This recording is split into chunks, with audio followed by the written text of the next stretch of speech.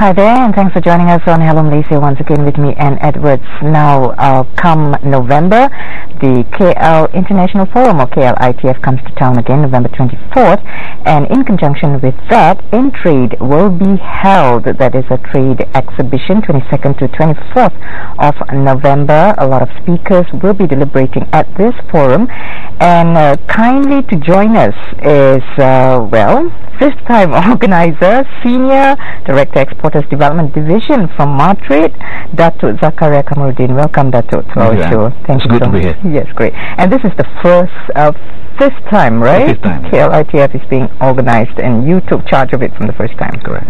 Great. Okay, we'll have more questions for Datuk, but let's introduce our other guest, none other than Tengku Rosida Tengku Zainul Abidin, co-founder and executive chairman, 1901 Hot Dogs Malaysia. So you are the person behind those glorious hot dogs. And you will be a speaker, one of the key speakers. Yes, I'm very, very excited. Okay, will it be your first time speaking at the KLITF? At KLITF, yes. Great. Okay, we'd like to invite our viewers also to join in if you have any questions and also feedback for our guests here in the studio. Do call 0326937008. Let's start with Dato. Share with us on the forthcoming KLITF, and how is this different from the past forums? Okay, we select every year we select a different theme. The first time we did it in 2007, it was about unlocking global business opportunities. That was the theme. That was the theme then.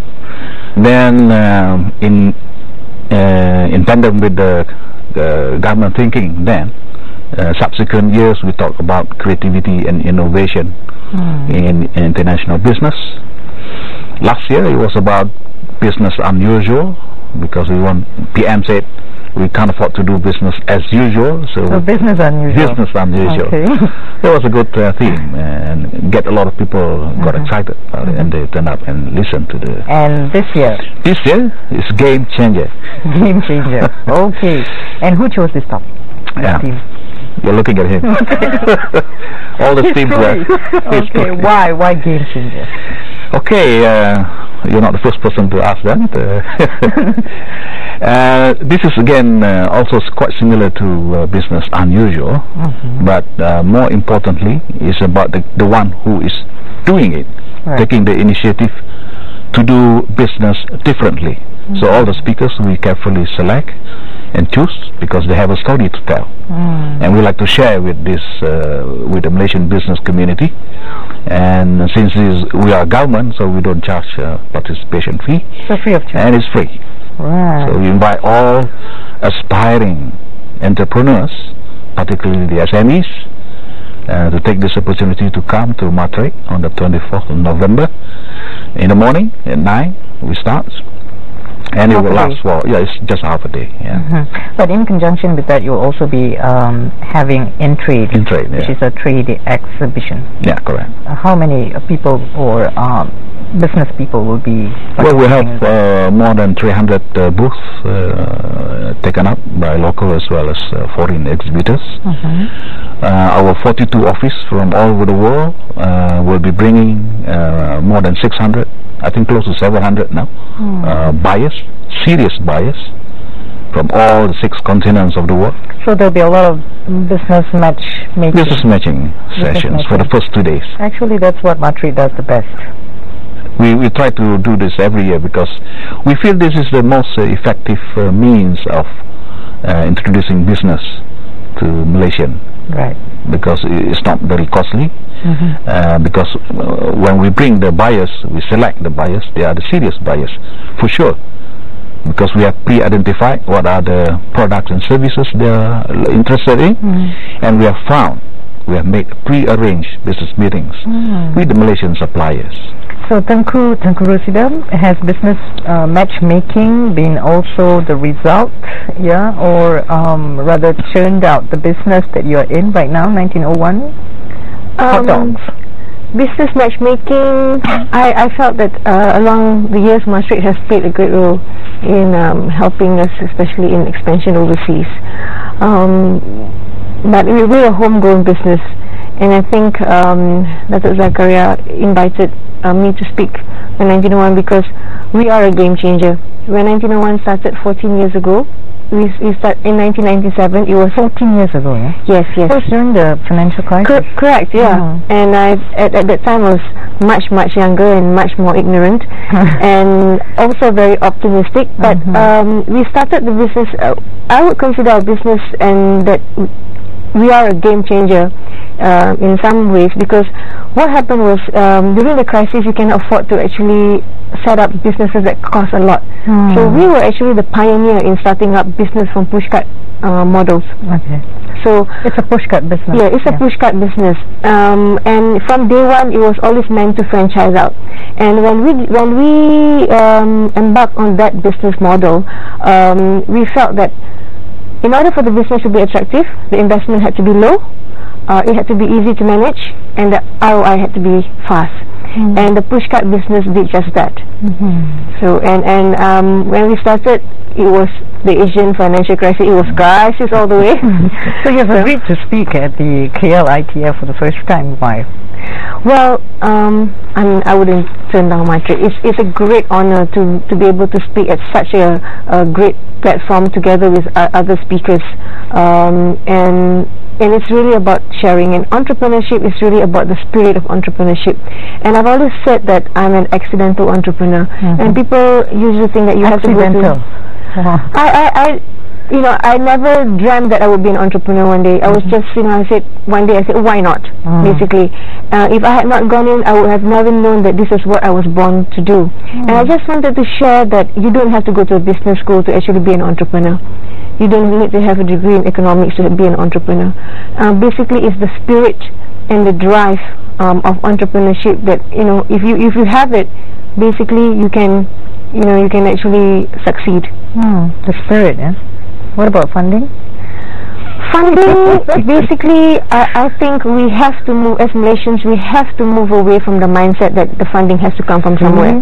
Because as a host, and I've spoken to a lot of, people who want to do business, whether SMEs, but actually they start as SMEs or small businesses. It's always funding. It's always about funding, I think the most successful entrepreneurs are the ones who actually find the money themselves to begin with. That's right. You find the money. Yeah, I mean, if you really want something bad enough, you'll find it. Because if you have a mentality that it has to come from somewhere, and at some point, entrepreneurship is not easy. You have to find an inner strength and an inner drive to keep on pushing and pushing forward, even in the worst of times. So I always say you have to have the stomach to be an entrepreneur. So if you have the mentality that the money has to come from the government agency or that kind of, it'll be hard to succeed. Okay, we'll get more from Tengku in a bit, but back to your lineup of speakers. Apart from Tengku Rosida, you also have another 4. Can you share with us who they are? Oh, this time around we in 2007 we had Jimmy Chu with us. Oh, he was a crowd puller. And this time around we have Zantoy. Right. So he's also Malaysian-born and New York-based designer. He appeared on the local TVs and that's why I'm also excited to speak on the forum. So he was here. Zantoy is from Kuala Krai, Kelantan. Yeah. So his story is about from Kuala Krai to the Big Apple. And of course he has a lot of things to share with the audience. So don't miss the opportunity. Zantoy will be sharing his experience. Yes. And then you also have Hermawan, guru, marketing guru. Marketing guru, from Indonesia. From Indonesia. Okay. And then we have Tengku Farid from Sekali. Right. Tengku Farid, Tengku Ahmad Ritaudin. And the gentleman from Dabawala, Mumbai, Dabawala.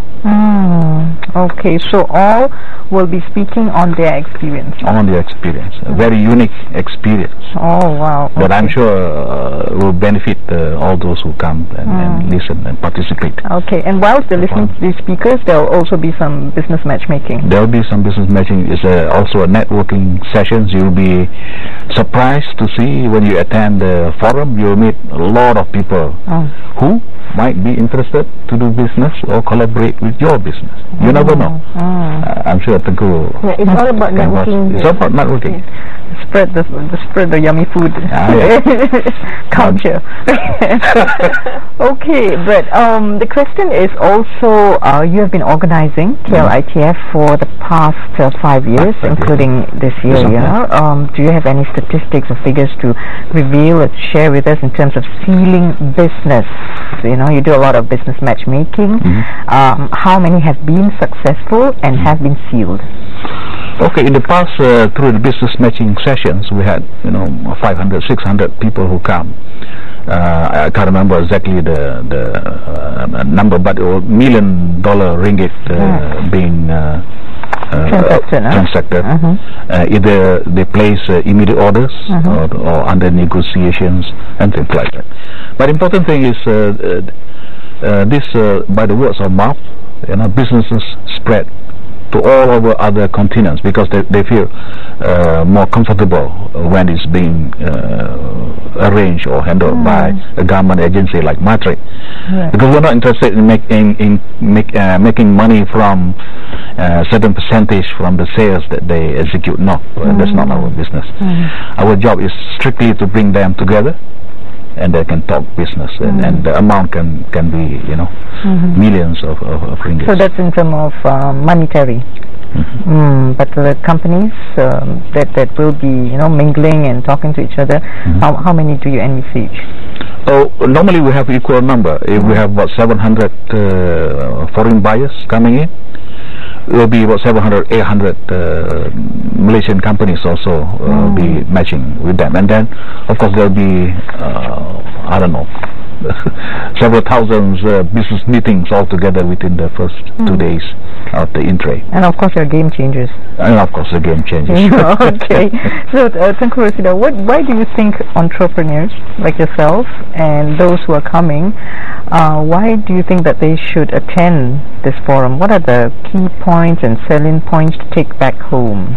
I think it's very, very important for aspiring entrepreneurs and as well as current entrepreneurs to get whatever information. There's no such thing as too much information because each entrepreneur... No information overload. No. Every entrepreneur brings with them a different type of experience. And this is something that you cannot learn from universities. So it's very, very valuable because sometimes I felt that if I had actually had the opportunity to listen to other entrepreneurs before I started my business, there would have been many mistakes that I could have not made. And I'm hoping that this time around that I will be able to share the mistakes I made and what the do's and don'ts, and so that other aspiring entrepreneurs will not go through what I did. I'm sure they will, because you have to make mistakes along the way, but you have to learn from them. But if you can minimize the mistakes you make, why not? Let's start briefly with the don'ts. What are the don'ts? Where do I start? So many. so many. More don'ts than do's. No, actually there's more do's than don'ts. The first don't is don't be afraid to make mistakes. Don't be afraid to try, because you just have to, it's like life. You just, as long as you... So you have been afraid to try, but you're already in business. I have not been afraid to try, but I think if you are afraid to fail, then you cannot be an entrepreneur. You have to be able to take risks. Entrepreneurs usually have the appetite for risk is huge, and that's the spirit. And if you're afraid to fall, there's a lot of ups and downs. And I have gone through a lot of ups and downs in my 14 years of going through business. But I tell myself, look, Donald Trump had to go through bankruptcy, 3 times? So I haven't gone through one yet. So, and of course, and I have not been as financially successful as he has yet. But lesson learned is that for as long as you can pick yourself up, and you should, just give it a go, because the spirit of entrepreneurship is great. I love being an entrepreneur. It's actually a form of expressing my creativity through business. It is, because entrepreneurs are by nature creative, and entrepreneurs do not like to be set by a certain rules and guidelines. Out of the box, definitely. Out of the box. Okay, we'll take a short break and we'll come back, of course, to the box, unfortunately, on TV with you. Hello Malaysia, don't go away. We'll have more on KLITF.